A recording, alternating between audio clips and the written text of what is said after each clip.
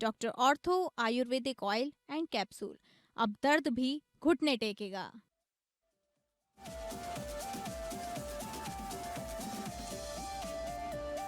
लखनऊ में सीएम योगी ने कृषि विभाग और मंडी परिषद में 3,572 युवाओं को नियुक्ति पत्र सौंपा। सीएम योगी ने 2017 से पहले की भर्ती प्रक्रिया पर निशाना साधा।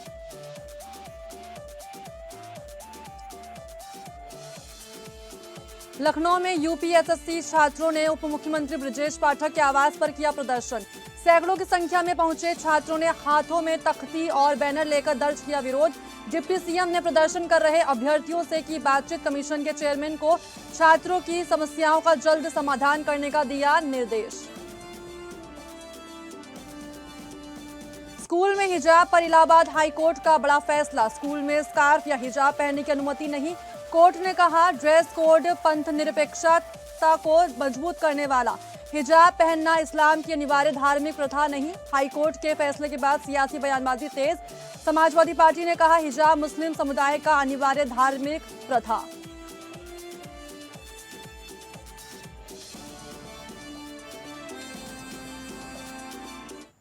नमस्कार, स्वागत है आप सभी का उत्तर प्रदेश बुलेटिन में। मैं हूं आपके साथ साक्षी मिश्रा। तो चलिए खबरों का रुख करते हैं।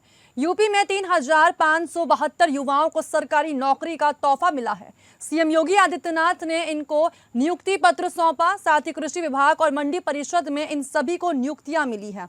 इस मौके पर सीएम योगी आदित्यनाथ ने ऐलान किया कि अगले 6 महीने में 1 लाख नौकरियां और दी जाएगी। साथ ही लखनऊ में 3,446 प्राविधिक सहायकों और 126 मंडी सचिवों को नियुक्ति पत्र वितरित करने के बाद कार्यक्रम को संबोधित करते हुए सीएम योगी आदित्यनाथ ने कहा कि पारदर्शिता के साथ नियुक्ति प्रक्रिया पूरी करना अपने आप में एक बहुत बड़ी चुनौती है।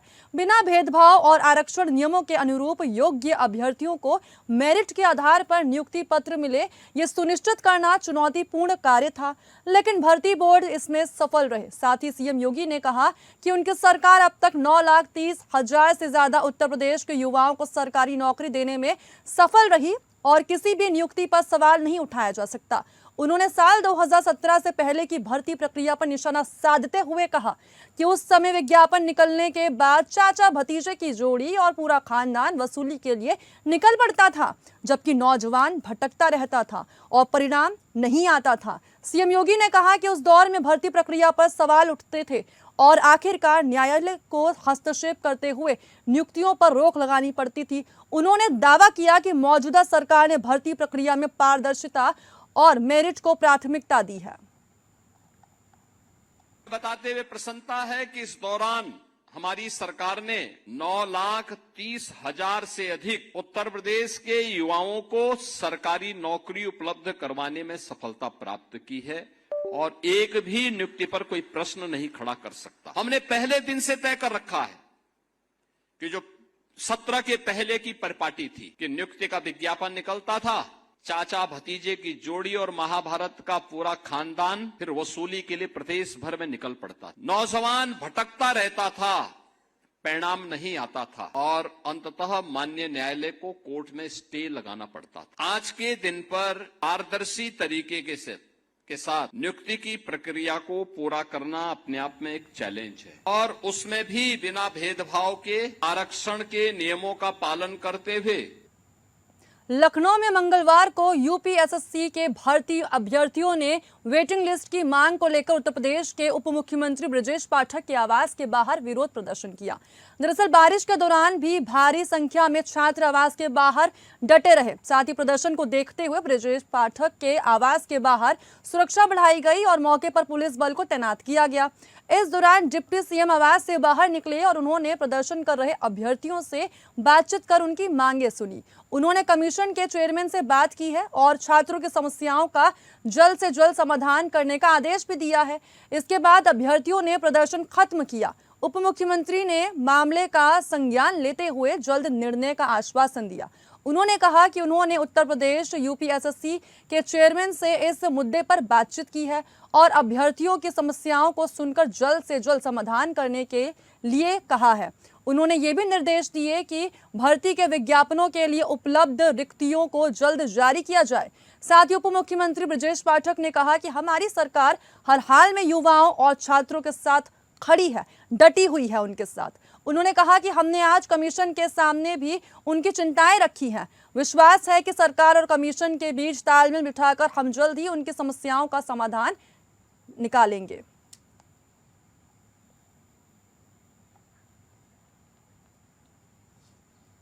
उत्तर प्रदेश के आगामी विधानसभा चुनाव के जैसे जैसे सियासी समीकरण बन रहे हैं, सत्ता के गलियारों से लेकर राजनीतिक दलों के वॉर रूम तक सुगबुगाहट तेज हो चुकी है। यानी कि मुख्यमंत्री योगी आदित्यनाथ के नेतृत्व वाली भारतीय जनता पार्टी ने एक बार फिर से पूर्ण बहुमत यानी पूरी बहुमत के साथ सत्ता में वापसी के लिए अपनी रणनीति का सबसे धारदार हथियार ढूंढ लिया है। दरअसल इस बार भगवा खेमे का फोकस प्रदेश की उस आधी आबादी पर है जो चुनावी नतीजों की दिशा और दशा तय करने का मादा रखती है। यानी कि 2024 के लोकसभा चुनाव में विपक्ष के पीडीए यानी पिछड़ा दलित अल्पसंख्यक समीकरण के जवाब में बीजेपी ने महिलाओं को एक ऐसा मजबूत साइलेंट वोट बैंक माना है जो जाति और धर्म की संकीर्ण सीमाओं से ऊपर उठकर सुशासन और सुरक्षा के नाम पर मतदान करता है। आंकड़े भी इसकी तस्दीक करते हैं। उत्तर प्रदेश में इस समय करीब 6.9 करोड़ महिला मतदाता है जो कुल मतदाताओं का लगभग 45.46% हिस्सा है। चुनाव आयोग के पिछले आंकड़ों की बात करें तो यूपी की राजनीति में महिलाओं की राजनीतिक सक्रियता लगातार बढ़ी है। पिछले विधानसभा चुनाव में भी महिलाओं ने बढ़ चढ़कर हिस्सा लिया, जो बीजेपी की सत्ता में वापसी की मुख्य वजहों में से एक माना गया। साथ ही अब 2027 की चुनावी वैतरणी पार करने के लिए बीजेपी सरकार महिलाओं को सीधे आर्थिक रूप से सशक्त करने के लिए एक बड़े मास्टर स्ट्रोक पर विचार कर रही है।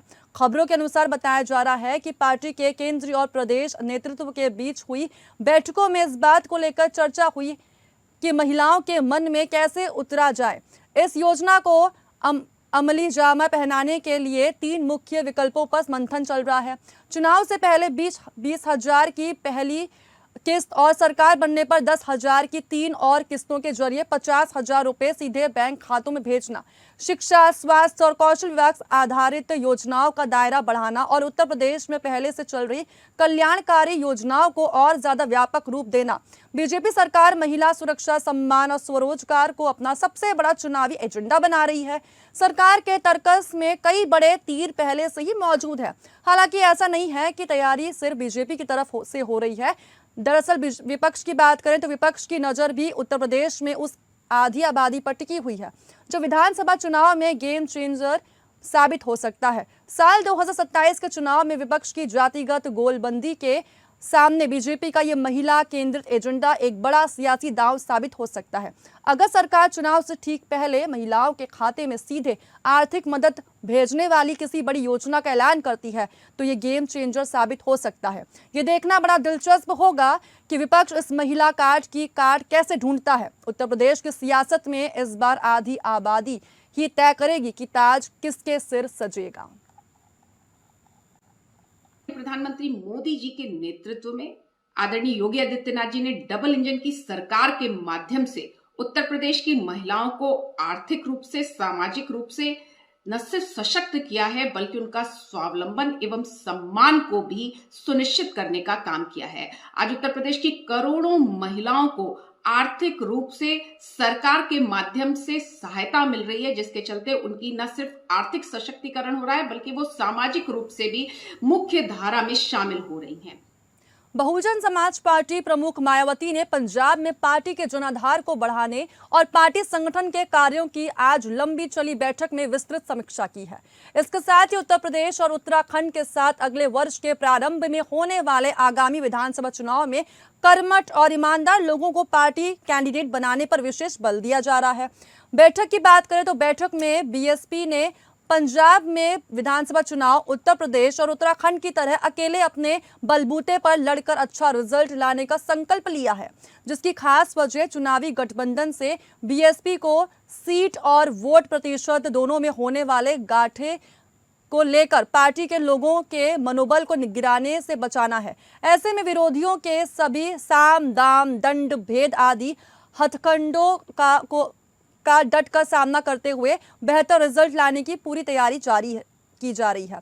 साथ ही 9 अक्टूबर को बीएसपी के संस्थापक कांशी राम की पुण्यतिथि को भव्य तरीके से मनाने का फैसला लिया गया है। इसके साथ ही अगले साल 15 जनवरी 2027 को आयोजित होने वाले जन कल्याणकारी दिवस के मौके पर बीएसपी के आर्थिक सहयोग को बीएसपी पंजाब स्टेट यूनिट को पिछली बार से ज्यादा बेहतर करना है, जो अम्बेडकरवादी कारवा और मूवमेंट को आगे बढ़ाने के लिए जरूरी है।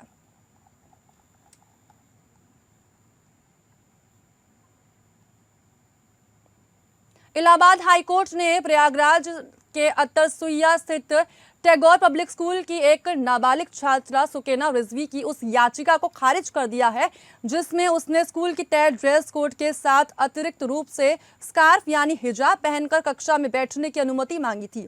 ये फैसला न्यायमूर्ति जे मुनीर और न्यायमूर्ति इंद्रजीत शुक्ला की खंडपीठ ने सुनाया। कक्षा 11 में दाखिले के समय स्कूल प्रबंधन ने कहा कि स्कार्फ पहनकर आना ड्रेस कोड का उल्लंघन है, इसीलिए उसे प्रवेश नहीं दिया जा सकता। छात्रा ने इसके खिलाफ इलाहाबाद हाईकोर्ट में याचिका दाखिल की। हाईकोर्ट ने कहा कि स्कूल यूनिफॉर्म अनुशासन, बच्चों के बीच समानता, संस्थागत पहचान और धर्मनिरपेक्ष माहौल को बढ़ावा देता है, क्योंकि ये सभी धर्मों के छात्रों पर समान रूप से लागू होता है। साथ ही हाईकोर्ट ने कहा था कि स्कूल का ड्रेस कोड तय करना पूरी तरह उचित है और इसमें बदलाव की मांग करने वालों की सोच में बदलाव होना चाहिए, ना कि ड्रेस कोड में। कोर्ट ने स्पष्ट रूप से कहा कि स्कूल छात्रा की आस्था की स्वतंत्रता में कोई कटौती नहीं कर रहा, बल्कि केवल संस्थागत अनुशासन की मांग कर रहा है, जिसका यूनिफॉर्म एक अनिवार्य हिस्सा है। अगर व्यक्तिगत छात्रों को अपनी मर्जी से यूनिफॉर्म में बदलाव की छूट दी जाने लगे तो इससे यूनिफॉर्म की अवधारणा ही खत्म हो जाएगी। अब इस मुद्दे पर सियासी बयान आने शुरू हो चुके हैं। हिजाब पर कोर्ट के फैसले को लेकर समाजवादी पार्टी के प्रवक्ता आजम खान ने प्रतिक्रिया दी। दरअसल उन्होंने कहा कि हिजाब मुस्लिम समुदाय से संबंधित है। साथ ही समाजवादी पार्टी के प्रवक्ता ने सुप्रीम कोर्ट में अपील की बात कही। वहीं हिजाब मामले पर मौलाना यासूब अब्बास ने बयान दिया है। देखिए, जिस तरीके से हिजाब को लेकर हाईकोर्ट का फैसला आया है, मैं माननीय न्यायालय से इस फैसले पर पुनर्विचार की अपील करता हूं, इसलिए कि हिंदुस्तान में हर मजहब को आज़ादी है पूरी तरीके से। हिंदुस्तान में हिंदू, मुसलमान, सिख, ईसाई, यहूदी, पारसी सब रहते हैं और बड़े अफसोस की बात है कि एक छोटी बच्ची के हिजाब के ऊपर पूरी तरीके से हाईकोर्ट ने पाबंदी लगा दी। मेरे ख्याल से हाईकोर्ट को पुनर्विचार करना चाहिए, इसलिए कि अगर से कोई बच्ची हिजाब पहन के अपने स्कूल जाती है, अपने किसी काम से जाती है, अपनी ज़ाती ज़िंदगी में, अपने कॉलेज या स्कूल की लाइफ में, यूनिवर्सिटी की लाइफ में हिजाब पहनती है, तो हिजाब पहनने पर रोक नहीं लगाई जा सकती। इलाहाबाद हाईकोर्ट का जो निर्णय यूनिफॉर्म, स्कूल यूनिफॉर्म को लेके आया है, जिसमें उन्होंने हिजाब को लेके कहा है कि ये यूनिफॉर्म का हिस्सा नहीं है। मैंने ये डिसीजन देखा नहीं है, पहली बात। दूसरी बात, अगर इलाहाबाद हाईकोर्ट ने कुछ इस तरह की बात कही होगी तो यकीनन ये बात आगे सुप्रीम कोर्ट में अपील की जाएगी, क्योंकि हिजाब मुस्लिम कम्युनिटी से ताल्लुक रखता है। ये बात कर्नाटका हाई कोर्ट और सुप्रीम कोर्ट में बार बार डिस्कस हो चुकी है। उसके बाद अगर इलाहाबाद हाई कोर्ट ने कोई टिप्पणी की है, डिसीजन दिया है या ऑब्जेक्शन किया है, तो यकीनन ये अपील के लायक है। लखनऊ में समाजवादी पार्टी के कार्यकर्ताओं ने बढ़ती महंगाई के खिलाफ सरकार पर निशाना साधा। दरअसल मुलायम सिंह यूथ ब्रिगेड के प्रदेश सचिव परवेज यादव ने चीनी के बढ़ते दाम को लेकर बीजेपी सरकार पर हमला बोला है। उन्होंने कहा कि चीनी का दाम करीब 70 रुपए किलो तक पहुंच रहा है, जिससे गरीब परिवारों की रसोई पर सीधा असर पड़ रहा है। रक्षाबंधन के फेस्टिवल का जिक्र करते हुए उन्होंने कहा कि महंगाई की वजह से गरीब परिवारों के लिए त्योहार मनाना मुश्किल हो रहा है। परवेज यादव ने आरोप लगाया कि सरकार उद्योगपतियों को फायदा पहुंचाने के लिए महंगाई बढ़ा रही है। उन्होंने कहा कि समाजवादी पार्टी महंगाई को स्वीकार नहीं करेगी और इसके खिलाफ आंदोलन, प्रदर्शन और जेल भरो आंदोलन तक किया जाएगा। उन्होंने ये भी कहा कि सरकार को बढ़ी हुई महंगाई वापस लेनी चाहिए। जिस तरीके से भाजपा सरकार कहती थी मेरी सरकार आएगी तो महंगाई कम करेंगे, आज उसी आताताई जुल्मी सरकार, हिटलर शाही सरकार ने महंगाई को दोगुना करने का काम किया। जिस तरीके से अमेठी की पूर्व सांसद स्मृति ईरानी जी कहती थी कि जब ये चीनी 13 रुपए किलो मिलेगी आज, लेकिन उन्हीं की सरकार में वो पदाधिकारी भी हैं। आज चीनी के रेट देख लीजिए, 70 रुपये 75 रुपये किलो बिक रहा है। यही कम हुई है महंगाई। ये तानाशाही सरकार जब तक महंगाई वापस नहीं ले लेती, हम लोग ये तो ये क्या कारण मानते हैं? महंगाई का कारण एथेनॉल है। एथेनॉल में चीनी मिलाई गई, अधिकतम मात्रा में 25% उसमें चीनी मिलाई गई। इसी वजह से जो है चीनी की खपत ज़्यादा हुई और चीनी का रेट बढ़ा। उनके जो बड़े बड़े कॉरपोरेटर थे, उनके उद्योग, अरे कमी नहीं है तो 13 रुपये ये 70 रुपये किलो चीनी कैसे हो गई भाई? देश के मुख्य निर्वाचन आयुक्त ज्ञानेश कुमार अपने लखनऊ दौरे के दूसरे और अंतिम दिन बेहद व्यस्त नजर आ रहे हैं। दरअसल इस दौरान उन्होंने राजधानी के इंदिरा गांधी प्रतिष्ठान के मार्स हॉल में बूथ लेवल अधिकारियों के साथ एक विशेष संवाद कार्यक्रम में हिस्सा लिया। इस कार्यक्रम को संबोधित करते हुए मुख्य निर्वाचन आयुक्त ने भारतीय लोकतंत्र की मजबूती में इन अधिकारियों की भूमिका को सराहा।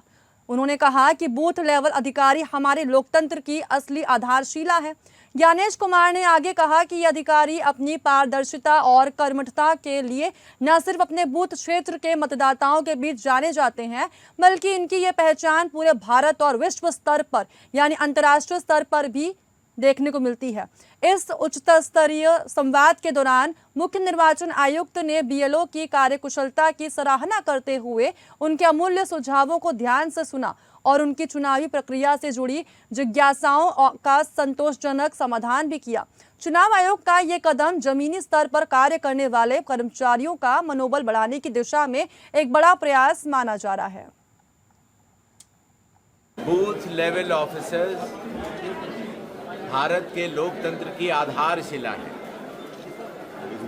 हर बूथ लेवल ऑफिसर अपनी पारदर्शिता और कर्मठता के लिए न केवल अपने बूथ के मतदाताओं के बीच में जाना जाता है, बल्कि पूरे भारत में और पूरे विश्व में जाना और माना भी जाता है। भारत के सभी बूथ लेवल ऑफिसर्स अपनी कर्मठता से जिस तरीके से कार्य करते हैं, इसीलिए उनके साथ संवाद स्थापित करना और जितना अच्छा वो काम करते हैं और कुछ उनके सुझाव भी थे, उन सुझावों को भी लेना, इसी काम के लिए हमने लखनऊ आए भी थे और सबसे अयोध्या में श्री राम जन्मभूमि तीर्थ क्षेत्र ट्रस्ट के पूर्व महासचिव चंपत राय के विरोध में बुलाई गई संतों की प्रस्तावित बैठक को लेकर आज अयोध्या में हंगामा खड़ा हो चुका है। दरअसल रामायणम आश्रम में आयोजित होने वाली इस बैठक को पुलिस ने अनुमति नहीं दी, जिसके बाद संतों और प्रशासन के बीच टकराव की स्थिति देखने को मिली। संतों का आरोप है कि बैठक शुरू होने से पहले ही स्थानीय पुलिस ने आश्रम के मुख्य गेट पर ताला जड़ दिया और कई संतों को कुछ देर के लिए नजरबंद कर दिया गया। दरअसल इस कार्रवाई से नाराज संतों ने जिला प्रशासन पर ट्रस्ट से मिली भगत का गंभीर आरोप लगा दिया है। साथ ही विरोध प्रदर्शन के दौरान संतों ने जमकर नारेबाजी की। आश्रम के बाहर चंदा चोरो अयोध्या छोड़ो के नारे गूंजते रहे। अयोध्या के संतों का कहना है कि राम मंदिर निर्माण के लिए आए चंदे के मामले में सच्चाई को दबाया जा रहा है और आरोपियों को बचाया जा रहा है। साथ ही उन्होंने इस पूरे प्रकरण की निष्पक्ष जांच की मांग की है। बैठक में शामिल महंत जन्मेजय शरण, प्रकाशानंद गिरी उर्फ कंप्यूटर बाबा और महामंडलेश्वर परमानंद गिरी समेत कई प्रमुख संतों ने कहा कि वर्तमान ट्रस्ट संतों की भावनाओं का प्रतिनिधित्व नहीं करता। संतों ने एक स्वर में मांग की है कि वर्तमान श्री राम जन्मभूमि तीर्थ क्षेत्र ट्रस्ट को तत्काल प्रभाव से भंग किया जाए और उसकी जगह संतों के नेतृत्व वाला नया ट्रस्ट बनाया जाए जो पारदर्शी तरीके से काम करे। विरोधी गुट ने प्रशासन को चेतावनी देते हुए कहा कि अगर उनकी मांगों पर ध्यान नहीं दिया गया तो जल्द ही 1 लाख संतों को लेकर अयोध्या में एक महा बैठक का आयोजन किया जाएगा, जिसकी जिम्मेदारी प्रशासन की होगी। आए हैं, चंदा चोरी की बात तो बहुत पुरानी हो रही है और अभी तक जांच निष्पक्ष नहीं हुई है। हमारे कंप्यूटर बाबा मध्य प्रदेश सरकार में शासन में मंत्री भी रहे हैं पूर्व में। ये हमारे बहुत मित्र हैं, अभिन्न हैं। इनके आगमन की सूचना सुन करके मैं आया और यहाँ पर चंदा चोरी की जो बात आई है वो आप लोग जानते हैं, आप लोग की मीडिया में तमाम चर्चाएं इस प्रकार से आई हैं। माननीय जोगी जी मुख्यमंत्री यहाँ के हैं, संत हैं, उनका हम सब सम्मान करते हैं। आज हम सब संत समाज ने यहाँ आकर के पूरे अयोध्या के, केवल अयोध्या के संतों की बैठक रखी। हजारों की संख्या में ये हाल है बाजू में, परंतु पुलिस प्रशासन ने, यहाँ डीएम ने, एसएसपी ने, प्रशासन ने इतना घेराबंदी कर दी कि सारे आश्रमों से महात्माओं को नहीं आने दिया। और ये देखिए हम लोग गेट पे कर रहे हैं और ये सब बंद कर दिया इन्होंने, कुछ भी नहीं होने दे रहे हैं। अयोध्या में राम मंदिर में चढ़ावे को लेकर उठ रहे सवालों के बीच रामनगरी में आस्था और समर्पण की एक अनूठी तस्वीर यानी एक अनोखी तस्वीर सामने आई है। दरअसल ओडिशा के बरगढ़ जिले से 121 राम भक्तों का जत्था भगवान श्री राम के लिए दुर्लभ और अनमोल धार्मिक वस्तुएं लेकर अयोध्या पहुंचा है। इस जत्थे का नेतृत्व संग्राहक सत्यकेतन मोहंती कर रहे हैं। वे अपने साथ 4 विशेष भेंट लाए हैं जो अपने आप में अनोखा है, अद्वितीय है। 22 इंच का विशाल शंख जो इंडिया बुक ऑफ रिकॉर्ड में दर्ज है। इसे देखने के लिए श्रद्धालुओं में खास उत्साह देखने को मिल रहा है। दुर्लभ दक्षिण मुखी शंख जिसे हिंदू धर्म में अत्यंत पवित्र और शुभ माना जाता है। शंख मोती की माला, शंख से बने मोतियों से तैयार की गई दुर्लभ माला, हस्तलिखित संपूर्ण रामायण, पूरी रामायण को अपने हाथों से लिखकर तैयार किया गया ग्रंथ। भक्तों का कहना है कि इन सभी वस्तुओं को रक्षाबंधन के पावन पर्व पर विधि विधान के साथ रामलला के चरणों में समर्पित किया जाएगा। हम लोग उड़ीसा प्रांत से आए हैं और बरगढ़ जिला से आए हैं हम लोग।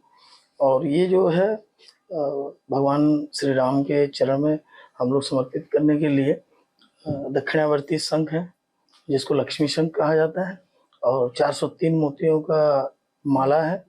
और 2 चीज़ हम हमारे वहाँ से और एक लेके आए हैं।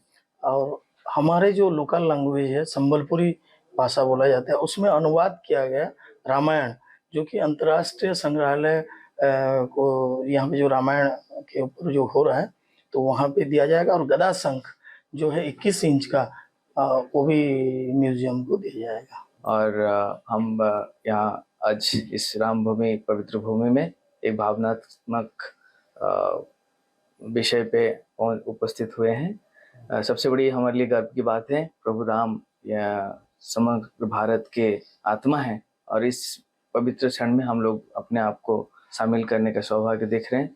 इसमें जो विशेषताएं हैं जो उनके इंटरनेशनल म्यूजियम में निवेदन कर रहे हैं और प्रभु श्री राम को जो माला अर्पण किया जा रहा है वो एक विशेषता है।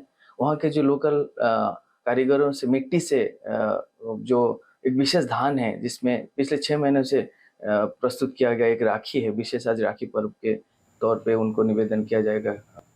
आजमगढ़ जनपद के सगड़ी तहसील अंतर्गत उत्तरी छोर पर बहने वाली घाघरा नदी के जलस्तर में 3 दिनों से घटाव अभियान जारी है, लेकिन बाढ़ के कारण लोग अभी भी परेशान दिखाई दे रहे हैं। दरअसल दर्जन भर गांव बाढ़ के पानी में घिरे हुए हैं जिससे आवागमन यानी आने जाने में कठिनाइयां हो रही हैं। मच्छरों के बढ़ते प्रकोप से भी ग्रामीणों की समस्या नहीं रुक रही है। साथ ही बदर हुआ गेज पर नदी का जलस्तर खतरे के निशान से नीचे पहुंच गया है। हालांकि इसके बाद भी लोगों की मुसीबतें कम नहीं हुई हैं। जलस्तर घटने के साथ ही तटवर्ती क्षेत्रों में कटान का खतरा बढ़ गया है। बाढ़ से निपटने के लिए 10 बाढ़ चौकियां बनाई गई है। इन बाढ़ चौकियों पर स्वास्थ्य विभाग, पंचायत विभाग, राजस्व विभाग के साथ पुलिस की तैनाती की गई है। चाची का नाम हो? हमार हाँ। लालसी। कौन गांव पड़ी? माधवपुरा। बाढ़ आ गई है। हाँ। का समस्या होती है लोगों बहुत समस्या, हर एक चीज के समस्या है। हाँ। कौनो सुविधा साधन हमन खातिर ना है। बीमार उमार पड़ जाता तो कैसे आवत जात हो? आई काय आवत जात है, यही तो आई ऐसे मर जाई घर रही में। तब विधायक लोग पुल नहीं बनवल ना? केहू कुछ ना भैया लोगों के कौनो सुविधा सा। बाढ़ तो आई गई है, अब देखता बता नायों का स्थिति है। नैया सहारा वो काले थे डूब गई ले। अच्छा, डूबल ना बच गए है। ये कौन ढाला है? बेलैया ढाला। तो नाव से ही आना जाना हो रहा है। हाँ, ये जो यहाँ पर पुलिया बनी थी इसकी क्या दशा है? पुलिया तो टूट गई। क्या कुछ करना चाहते हैं आप लोग शासन प्रशासन से? यहाँ पुल चाहिए लेकिन पुल के लिए कोई सुन ही नहीं रहा है। कोई सुन नहीं रहा। अरे विधायक जी हैं, सांसद जी हैं, कह रहे हैं लोग, हम लोग बस की बात नहीं। इस बुलेटिन में बस इतना ही। नमस्कार।